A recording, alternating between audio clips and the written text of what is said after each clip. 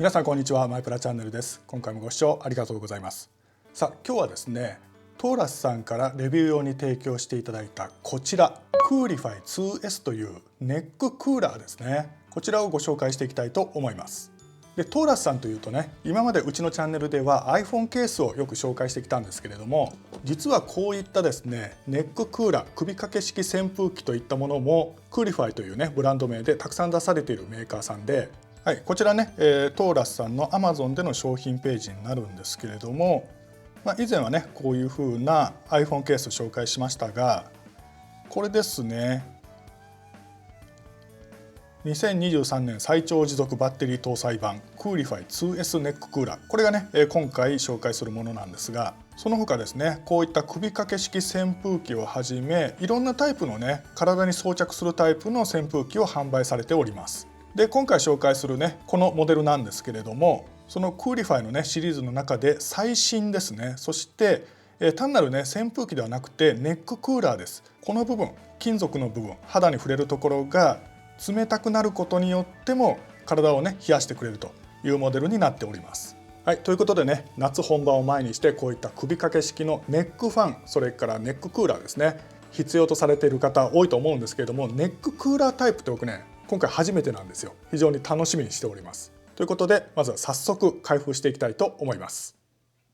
はい、ではね開封していくんですけれども、こちらのモデルねクーリファイシリーズの中で最上位モデルといいますか、価格的にですね3万円近いモデルですので、ちょっとねパッケージも高級感がありますよね。で全体にね黒く統一されているパッケージで非常にかっこいいんですけれども、ロゴがねホログラム風にこういうふうに色が変わりますし、あと側面にですねこのモデルの特徴が簡単にね書かれております。で背面ついでにお見せしておくとこんな感じなんですけれども、早速とりあえず開けていきたいと思います。でこれを横にスライドするとこういうふうに出てきまして、真っ黒い箱なんですけれども、これ紙かな、多分ね環境に配慮したものだと思うんですけれども、はい、ではね開けていきます。オープン。じゃじゃん。ほう、ケースに入ってるんですよね。この楕円のドーナツ状のケースになっておりますが、はい、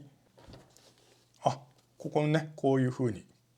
紐がついておりますけれども、ファスナーをぐるっと一周すれば開くタイプになっているようです。でまず先にですねこちらですね、同梱物をちょっと見ていきたいと思いますが、なかなか面白いパッキングになっていますけれども、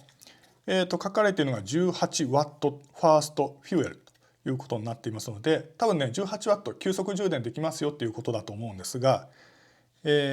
同梱物としてはまずこちら、これは充電用だと思うんですけども USB タイプ A to C のケーブルで、これねさすがに高級モデルだわっていう感じですね。ほら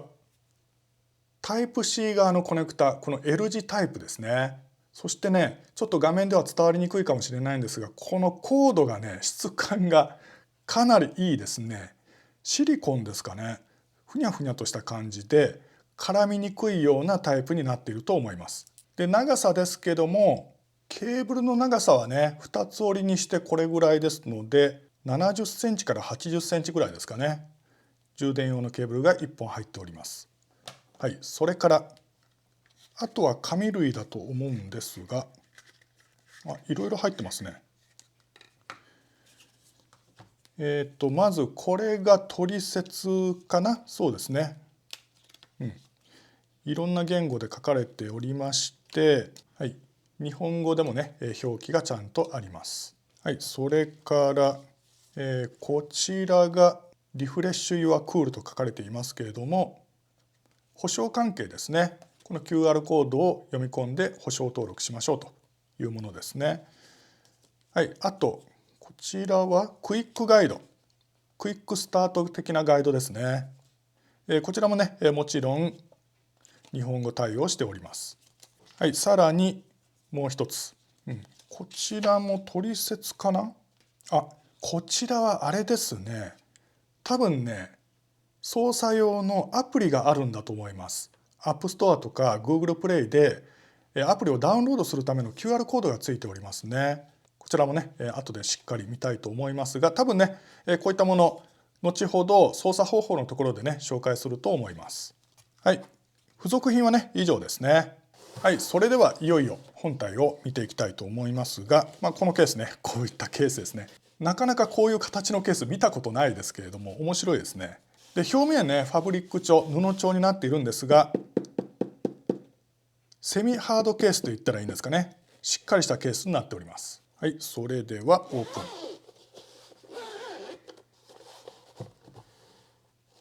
はい、開きます。じゃじゃん。おお、かっこいいぞ。なんかこれは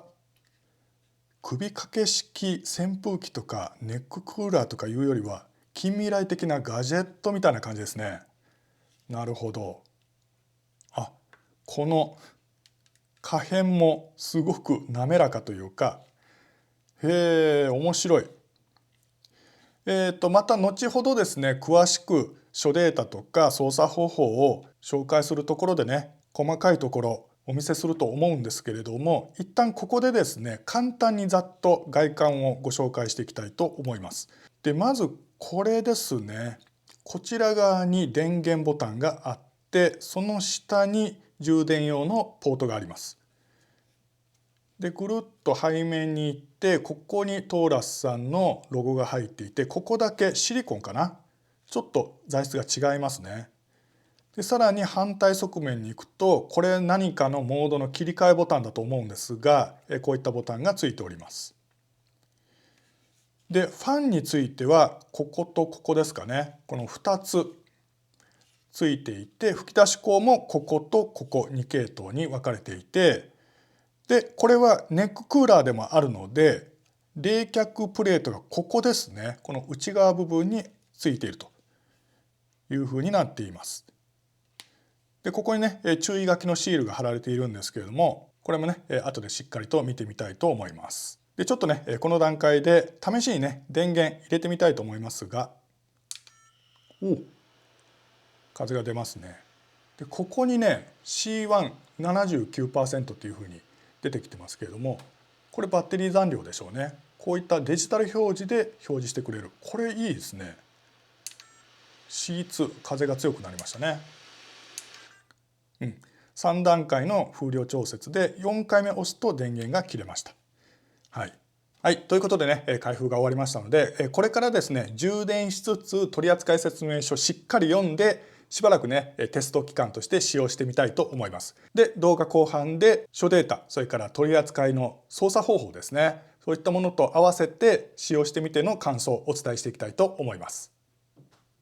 はい、ここからは動画後半になります。前半のですね開封シーンからこちらトーラさんのクーリファイ 2S ですね、約2週間ほどね使い込んでみました。で使ってみてのね感想、分かったことをねお伝えしていくんですが、まずはですねその前に諸データ、それから操作方法をねお伝えしていきたいと思います。はい、それではねこのクーリファイ 2S の諸データお伝えしていきたいと思いますが、まずですねバッテリー容量は 5000mAh で、重量がですね 410g ということになっています。で実測値もね 407.8g ということで、ほぼ同じですね。はい、それからね 18W の急速充電に対応しております。で実際にどれぐらいの時間でフル充電になるのか充電実験やってみました。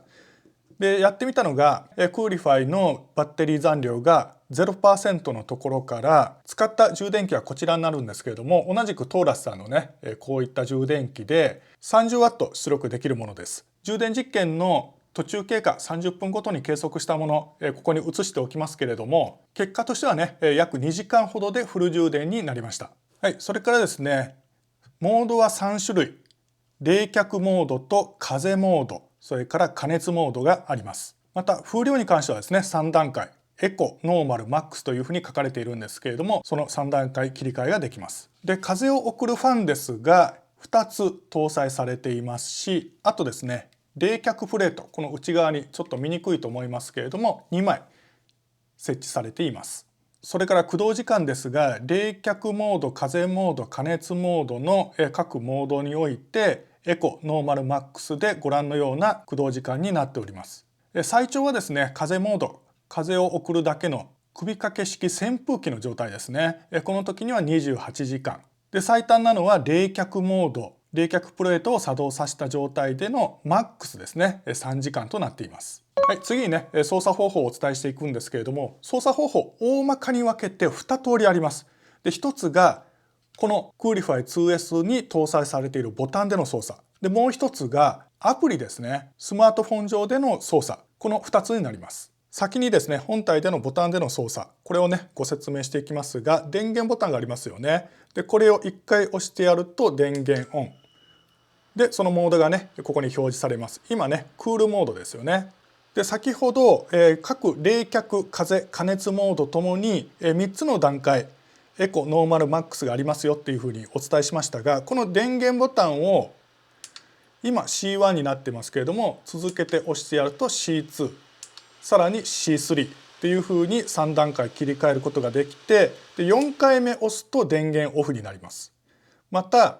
駆動中ですね、どのボードでも駆動中に電源ボタンを 1.5 秒長押ししてやると電源オフになります。はい、それからね、電源ボタンの反対側、こちらにですね、双方向の矢印のマークがついている、これがモードの切り替えボタンになるんですけれども、例えば冷却モードで操作中に1回単押ししてやると F ってなりましたよね。これが風モード、送風モードになります。で、また同じモード切り替えボタンを今度は 1.5 秒長押ししてやると、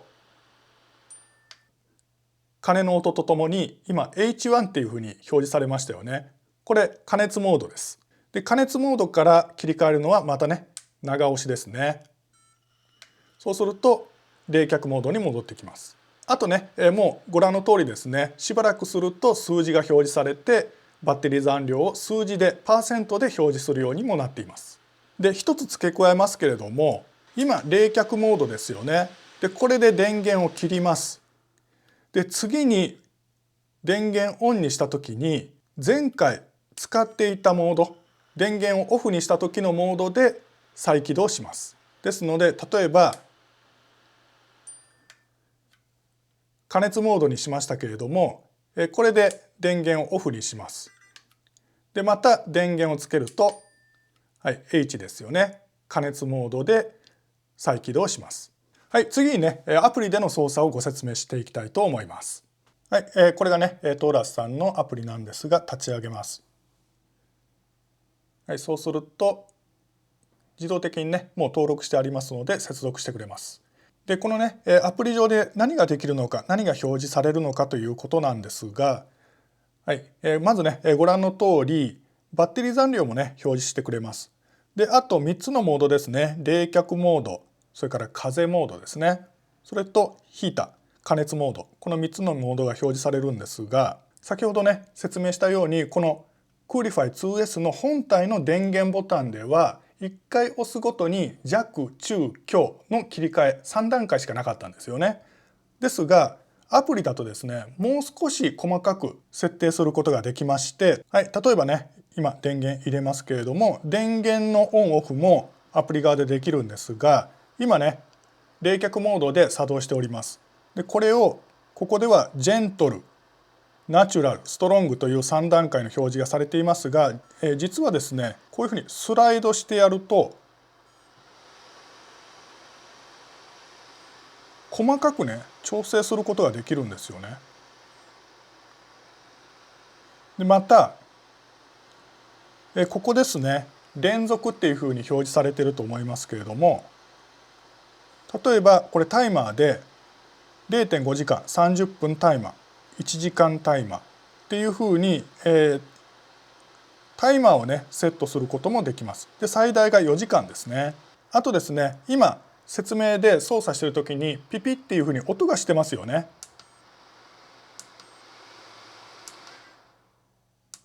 この音も実は消すことができます。はい。はい、それからあとね、このアプリ自体、そしてデバイスですね。こういったもののソフトウェアのアップデート、これもね、このアプリを通してすることができます。今現在ね、このデバイス、Coolify 2S ですけれども、これですね、Coolify 2S のバージョンは最新バージョンになっています。こういったところがね、このアプリ上から操作できたり確認できることですね。あとですね、ここに表示されているように各デバイスね、ニックネームをつけることができたり、それから取扱説明書ですね、こういったものもね、表示することができます。はい、ということでね、トーラスさんの Coolify 2S 諸データと使い方ですね、解説してきましたけれども、ここからはですね、2週間ほど使い込んでみて感想ですね、お伝えしていきたいと思います。でまずね、結論から先に申し上げると、これね、めちゃくちゃ良かったです。こういったタイプで風だけを送るね、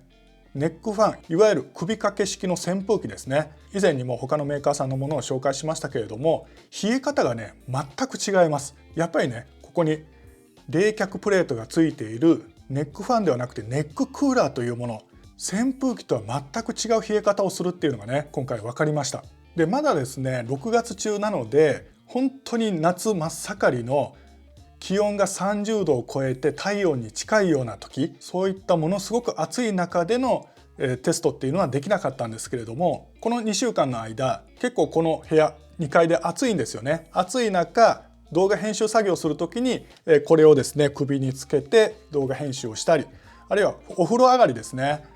一番体温が上がっている時に体を冷やすのにどれぐらい効果があるかということで試しに使ってみたんですけれども、本当にこれね、首掛け式の扇風機とは違って、ここに冷たい缶ジュースを当ててるような感じがずっと続くんですよ。でこの首の皮膚の下って動脈が通ってるじゃないですか。その血液を冷やしてくれるので、冷えた血液がラジエーターのね冷却水の役割をするんでしょうね。体中を回るので本当に体が冷えます。でよくわかるのが、お風呂上がり結構汗かくんですけれども、顔の汗のかき方が違いますよね。ちゃんと首から上すごく冷えてるなっていうのが感じられました。でまたこれね 5000mAh のバッテリーを積んでいるということで 410g、結構重たいモデルなんですよね。風を送るだけの首掛け式扇風機の場合、非常に軽いものであれば 200g 程度のものがたくさんあります。でそれの倍ぐらいの重さがあるんですけれども、購入検討されている方ね、気になっている点、これちょっと重いんじゃないって思ってる方おいでると思うんですが、こういうものってね、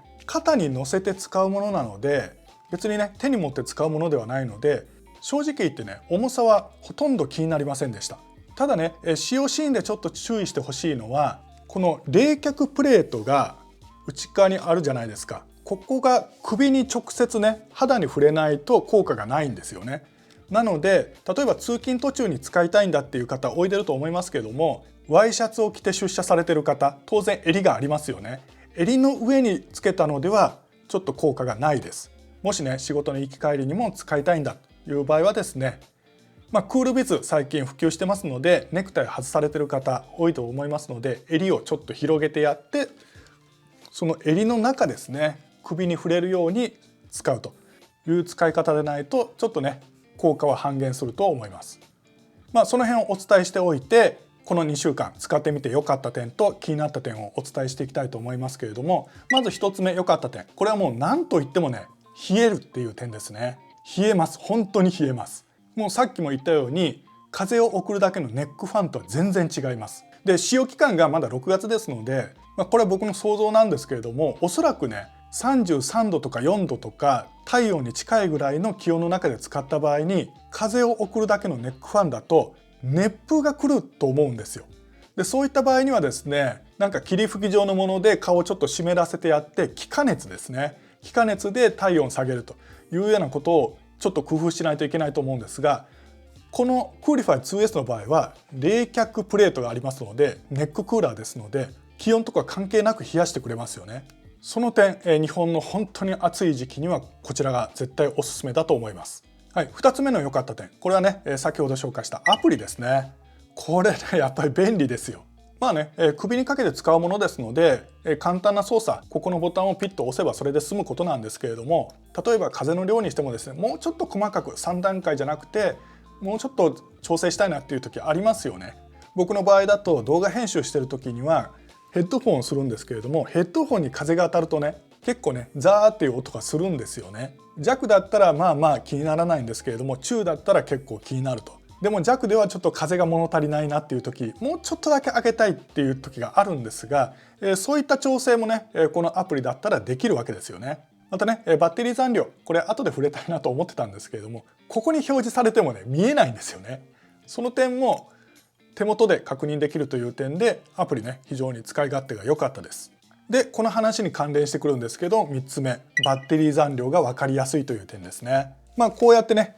外して見てやらないといけないんですけれども、モバイルバッテリーにしても何にしてもですね、バッテリー残量数字で残りのパーセントで表示してくれる、これが一番分かりやすいですよね。この点もね非常に良かった点だと思います。ただね気になった点もありました。で今回ね気になった点だけじゃなくて、ちょっとねメーカーさんに要望なんかも含めてお伝えしていきたいと思います。まず1つ目、もういきなり要望なんですけれども、風の出ない冷却モードが欲しいということなんですよ。はい、先ほどねご説明したように、ボタン1回押すとこれ C1 っていう風に出ていて冷却モードなんですが、この時ですね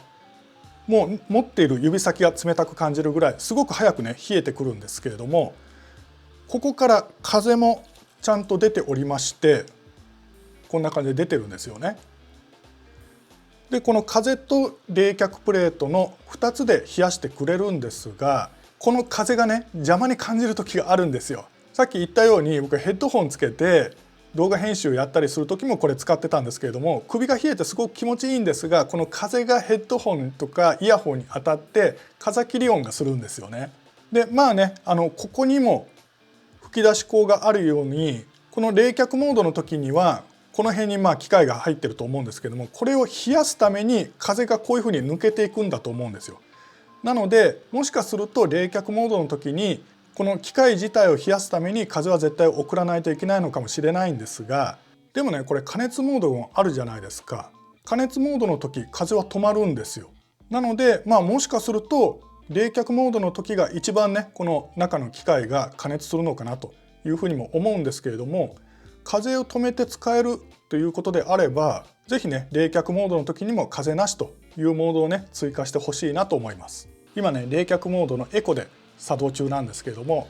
マイクで多分音を拾ってると思うんですが、このクーリファイ 2S って割とね静かな方だと思うんですけれども、それでもね若干音はするじゃないですか。もしファンを回さずに本当に無音で冷却モード、この冷却プレートが冷えるのであれば、例えば割と混んでいる電車の中でもね気兼ねなく使えますよね。是非そういったモードの搭載お願いしたいと思います。気になった点の2つ目、それはですね駆動時間です。冷却モードのエコの状態で5時間なんですよね。で5時間っていう時間がね結構微妙な時間で、例えば屋外で長時間使用するといってもですね、スポーツ観戦なら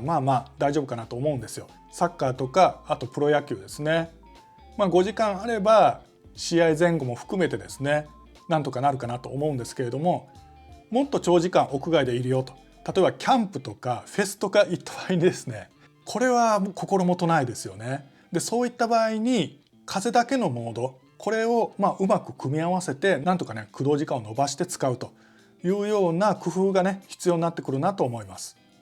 これはですね、じゃあバッテリーをもっと大きなもの1万ミリアンペアにするのかっていうようなことを言い出すと、